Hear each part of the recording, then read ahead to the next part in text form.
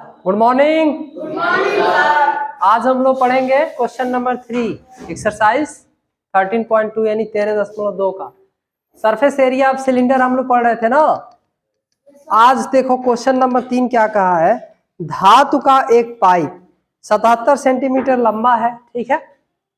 इसके एक अनुप्रस्थ काट का आंतरिक व्यास दिया है 4 सेंटीमीटर और बाहरी व्यास क्या दिया है 4.4 सेंटीमीटर दिया है।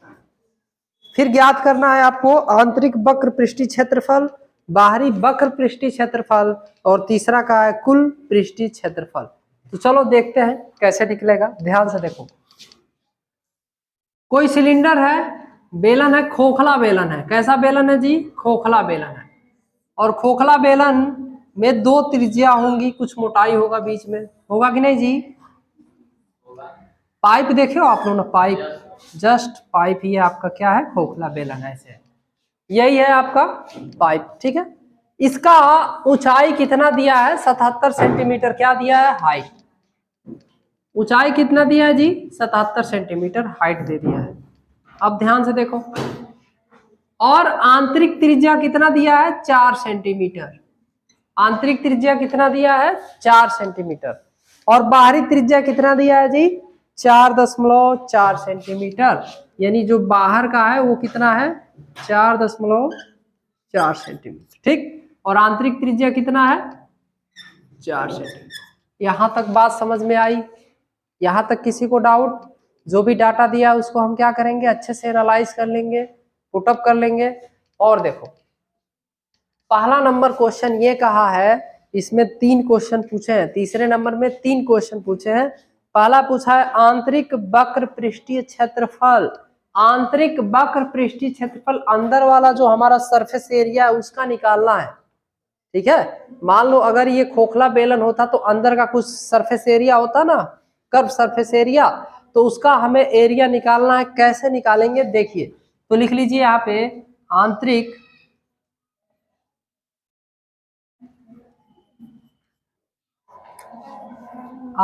वक्र पृष्ठीय क्षेत्रफल। इस बेलन का आंतरिक वक्र पृष्ठीय क्षेत्रफल क्या होगा? ये वाली त्रिज्या होगी, इसको R1 मान लीजिए, इसको क्या मान लीजिए, बड़े वाले को R2 मान लीजिए। और ऊंचाई दोनों के लिए तो सेम ही रहेगा। तो फार्मूला क्या होता है जी? 2 पाई R1 इंटू H। यहाँ रख लो 2, रख लो पाई की वैल्यू रख लो 22/7। R1 की वैल्यू कितनी है? 4। और ऊंचाई हमारा कितना है जी? 77 सेंटीमीटर। कट कर दीजिए, 7 से काटेंगे 11 हो जाएगा और गुणा कर लीजिए, ये हो जाएगा आपका 44। और गुणे कितना हो जाएगा जी? ये 4 और गुणे कितना होगा? 11 होगा। 4 से गुणा करो, 4 चौको 16, 4 चौको 16, 1 17 गुणे 11। फिर 11 से गुणा कर लीजिए, 11 से गुणा कीजिए, 11 छके 66, 6 11 7 77 हो जाएगा।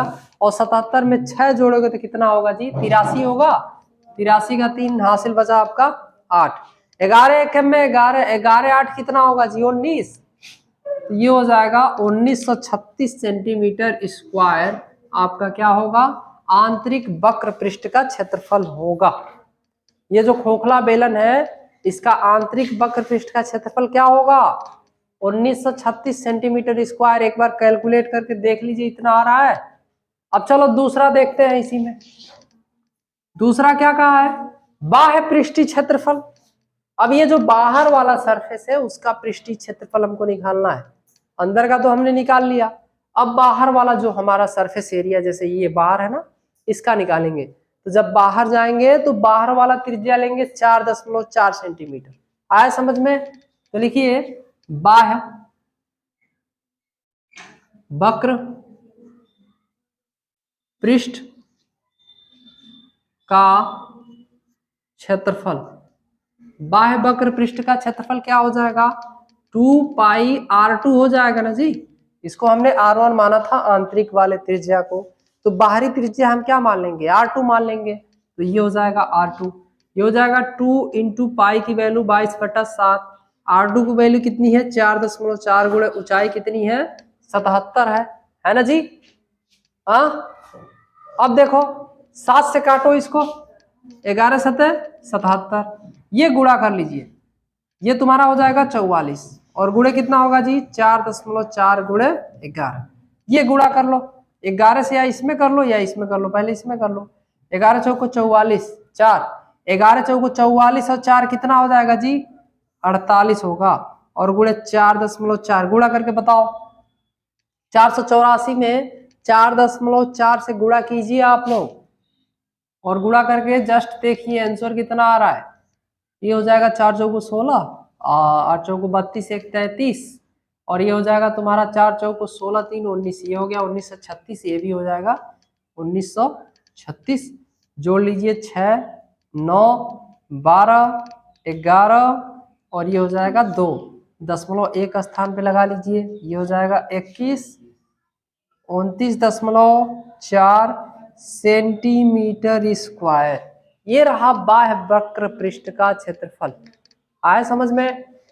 अब ध्यान से देखो आप लोग, दो चीजों को निकाल लिया, आंतरिक वक्र पृष्ठ का क्षेत्रफल और बाह्य वक्र पृष्ठ का क्षेत्रफल। तीसरा पूछ रहा है कुल पृष्ठीय क्षेत्रफल। ध्यान से देखना, कुल पृष्ठीय क्षेत्रफल कहेगा तो कौन कौन निकालेंगे? अंदर वाला तो निकालेंगे ही, बाहर वाला भी देखेंगे, और ये देखो ऊपर का भी तो कुछ पृष्ठ क्षेत्रफल होगा, ऊपर का भी तो कुछ मोटाई होगी। जैसे कोई आप होलो सिलेंडर टाइप कुछ दीजिए,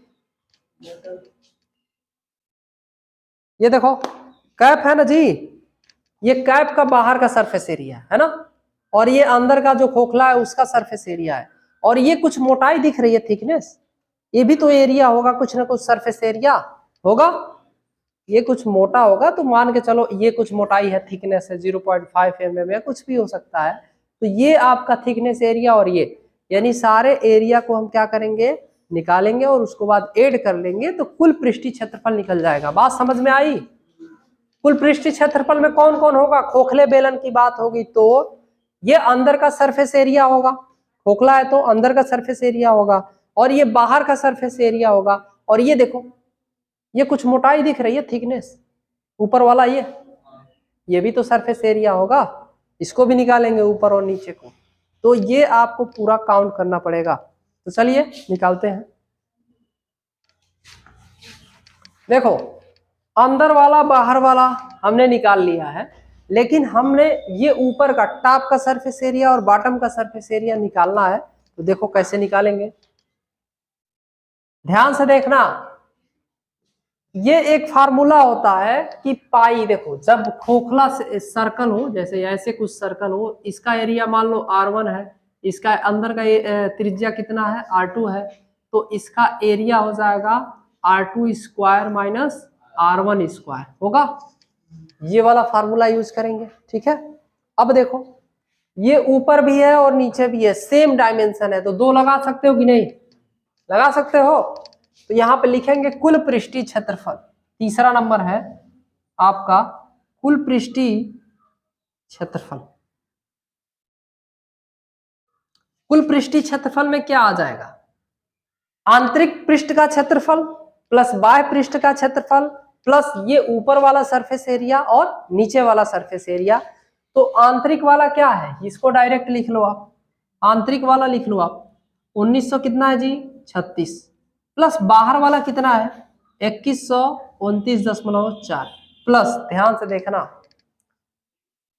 ये वाला फार्मूला लगाओ और इसमें वैल्यू पुटअप करो, ठीक है। 2 पाई R2 स्क्वायर माइनस क्या हो जाए जी R1 स्क्वायर, इन दोनों को जोड़ लीजिए पहले, 9 6 कितना होगा जी 15, और 2 और 3 5 1 6, और ये हो जाएगा 10, और ये हो जाएगा आपका 3 1 4, ये हो गया, और प्लस ये वैल्यू रखिए 2 इंटू पाई की वैल्यू रख लीजिए 22/7। यहाँ ध्यान से देखना R2 की वैल्यू कितनी है 4.4 का स्क्वायर माइनस क्या है 4 का स्क्वायर, ये स्क्वायर माइनस बी स्क्वायर के फार्मूले पे आ गया, तो एक बार जोड़ देंगे एक बार घटा देंगे, यही तो होता है। एक कोष्ठक में a प्लस बी, एक कोष्ठक में a माइनस बी, इसको बार बार वो करने की जरूरत नहीं है, स्क्वायर नहीं निकालना है फिर माइनस, डायरेक्ट आप फार्मूले का यूज करोगे तो आज आसानी रहेगी कैलकुलेशन में, ठीक।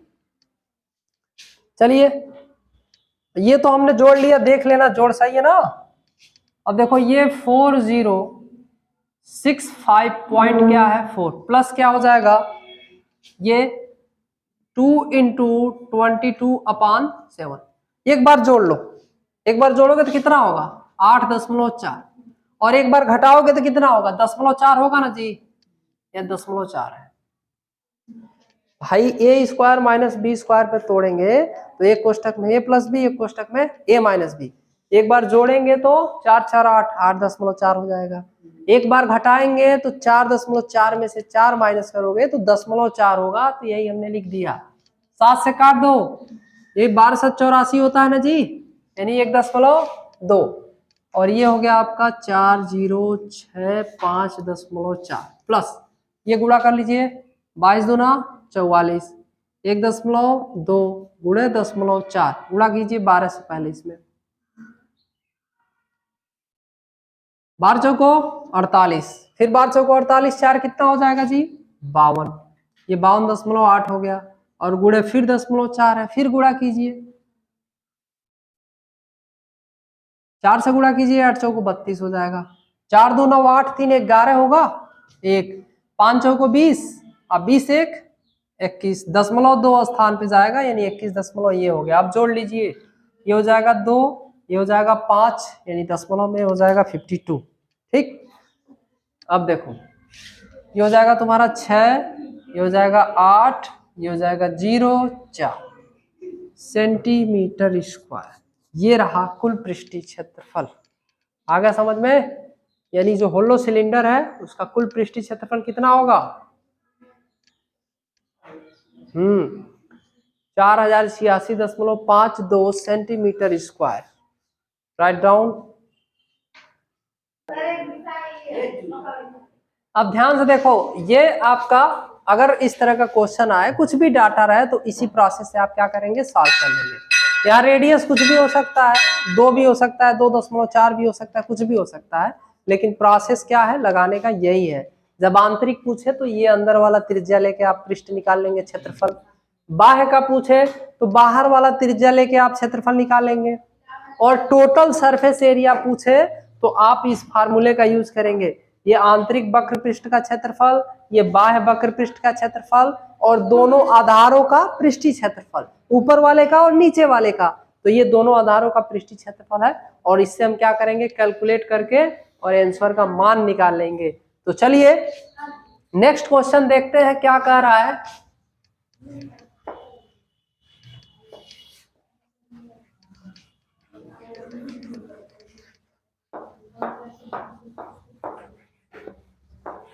नेक्स्ट क्वेश्चन है हमारा क्वेश्चन नंबर 4 है।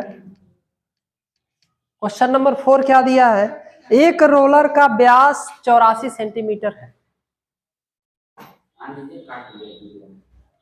चलो